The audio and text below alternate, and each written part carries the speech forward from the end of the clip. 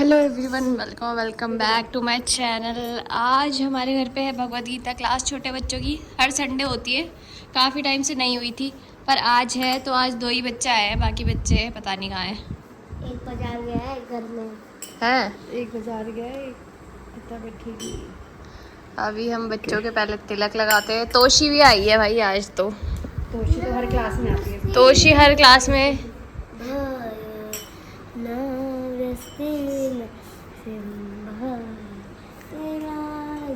तोशी को आरती भी याद है, नरसिम्हा आरती। खोल के देखो। गाइस, तोशी हमारे लिए टिफिन लाई है।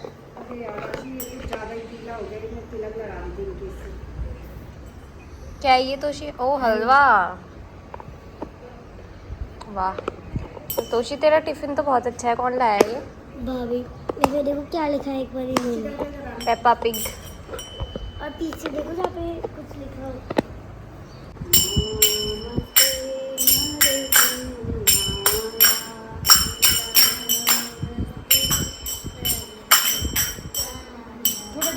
तोशी, तेरा तो बर्थडे आने वाला है। कब है तेरा बर्थडे? 15 अक्टूबर। 15 अक्टूबर। हमें भी बुलाने वाली है। तो और भी है यार पर मैं गिफ्ट नहीं ला पाऊंगी। कोई नहीं। कोई नहीं ना। केक तो देगी ना मुझे खाने के लिए।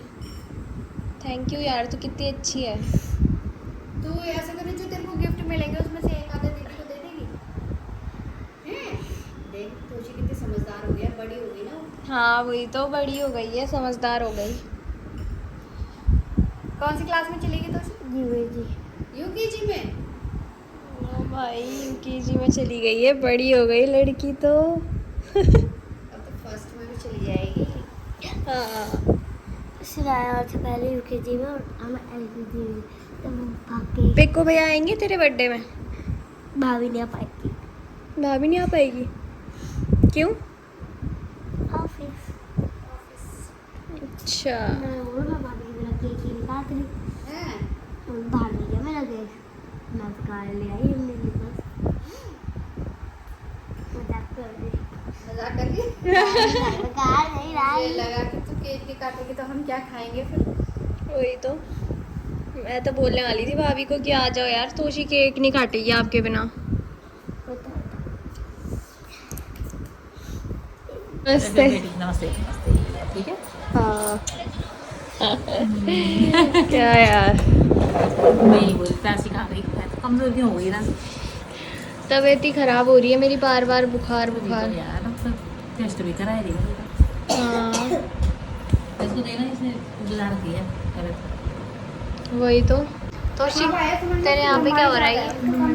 ये दाने जो हमारे दाने होते हैं वो हमें जवान करते हैं। मैं तो जवान हो रही है तू। नहीं बुला रहे मुझे। मैंने इससे पूछा कि तेरे मुंह पे ये क्या हो रहा है, बोले जवान हो रही हूँ मैं। अच्छा दाने हो गए और पता नहीं ये मुझे लग रहा है छील रहा है। क्या छील मैं तो उसको। अरे ऐसे कैसे बोल रहे हैं, दाना ठीक ही नहीं वहाँ से यार। गाइस, बुआ आपको एक दुखद कहानी बताने वाली है अपने कान छिदवाने की। बुआ की ही एक बहन ने बुआ के कान छेद दिए थे। कैसे? तभी तो उसने सुई से गर्म सुई करी गैस पे और धागा लगाया, यूं छेद के धागा यूं बांधा ऐसे करके। मैं खुश, मेरे कान छिद गए। फिर फिर पक गए वो बुरी तरह, जैसे पके गल गए। गल गए। तब संभाले मैंने वो। यार बहुत शौक है मुझे कान छेदने का, सक्सेस नहीं हुई। फिर मेरे पापा से भी सिलवाए, हाँ। वो भी नहीं हुई कामयाब। फिर एक ही में सहमत हूँ मैं। कान पका पका के है।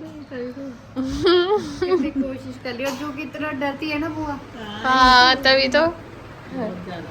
फिर भी सह ही लिया इतना है, और सहने के बावजूद भी नहीं हो पाया। तभी तो, तभी कुछ कामयाबी नहीं मिली। अबे यार। गाइस, मैं जा रही हूँ बुआ और तोशी को छोड़ने।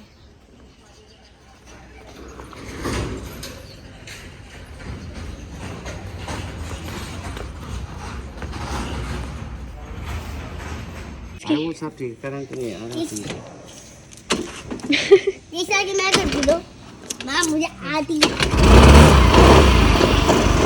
भाई आधा घंटा हो गया। तोशी कह रही इतने में तो मेरा बर्थडे आ जाएगा जब ये स्टार्ट होगी। बाय तोशी।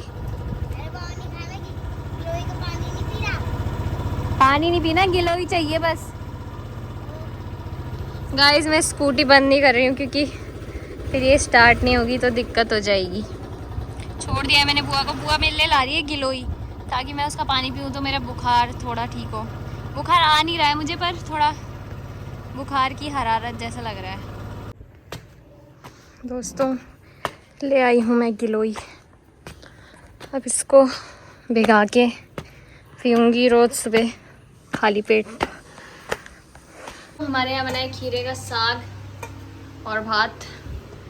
चलो अभी हम खाना वाना खाते हैं। आज मेरी क्लास भी है, फिर मैम को लेने जाऊंगी 4 बजे ना। पुछेर बैठ गई है गाइस। चावल लाती हूँ।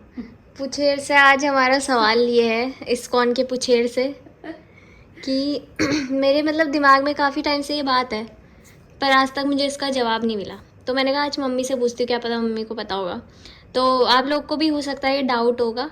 तो मेरा सवाल ये है कि अगर हम जैसे लोग हम सब मानते हैं कि जो भी हमारे साथ हो रहा है अच्छा बुरा ये सब हमारे कर्मों का फल है, ये पूरा कर्मों के उस पर चलता है चक्र पे, इसी चक्र में फंस रखे हम कर्मों के, है ना, हर लाइफ में।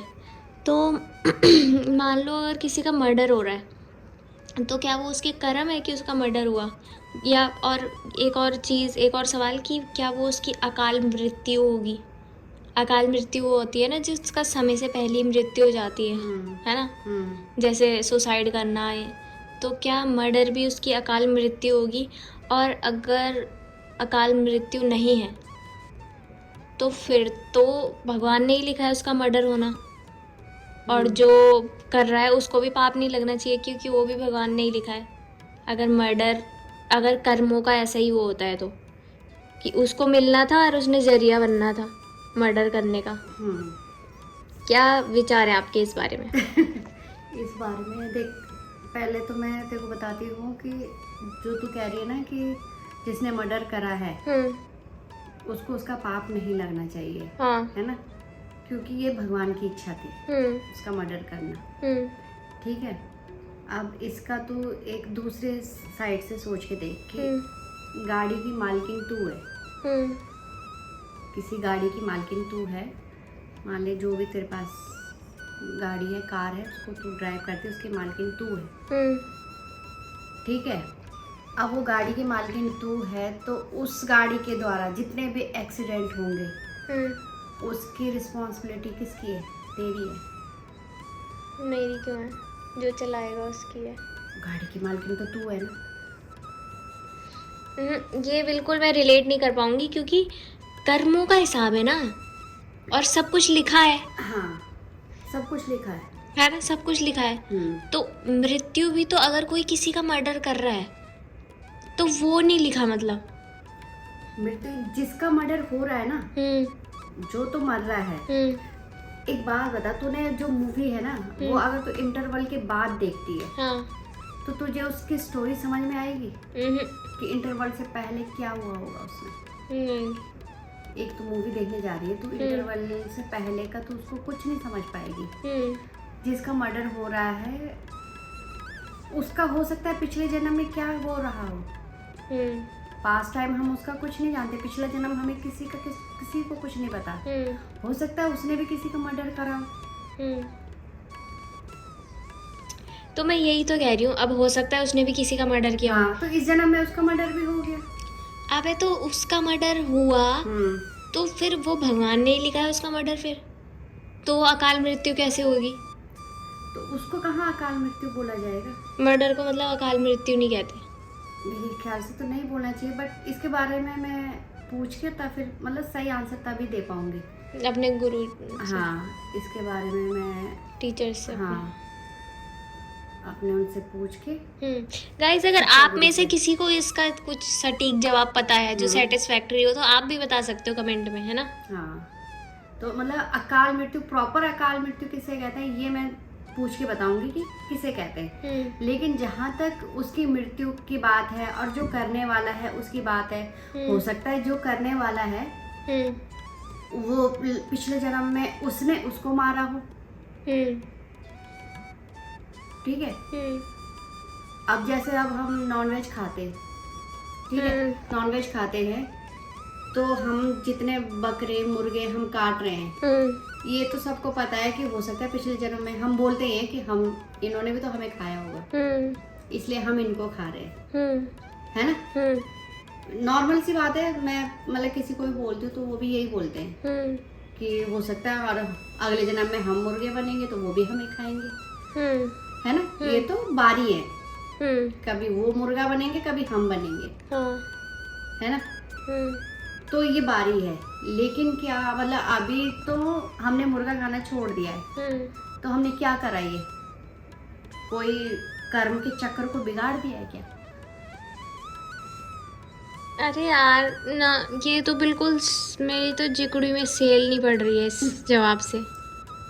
सीधा सीधा जवाब दो, सीधे सीधे 3 सवाल पूछना आप अपने गुरु से, ठीक है? ठीक है। अपने टीचर से, शिक्षा गुरु से 3 सवाल पूछना कि अगर किसी का मर्डर हो रहा है तो क्या वो उसकी अकाल मृत्यु है, और अगर वो उसकी अकाल मृत्यु नहीं है, अब उसके किस्मत में वही लिखा है, तो फिर जो मर्डर कर रहा है क्या उसको पाप मिलेगा?